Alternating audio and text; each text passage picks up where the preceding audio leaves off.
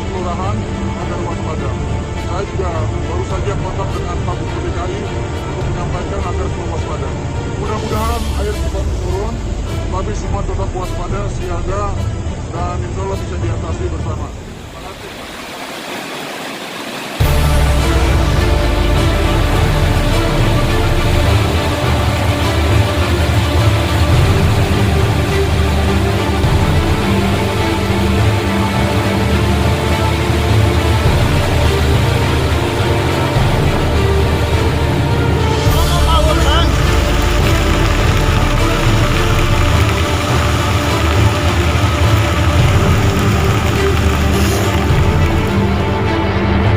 Jembatan ngejungkel.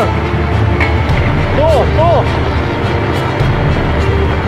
Lihat ya, jembatan ketarik air. Astagfirullahaladzim.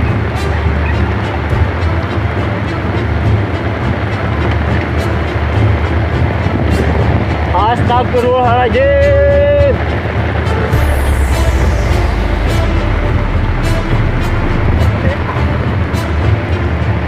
Airnya semakin membesar ya. Air semakin membesar.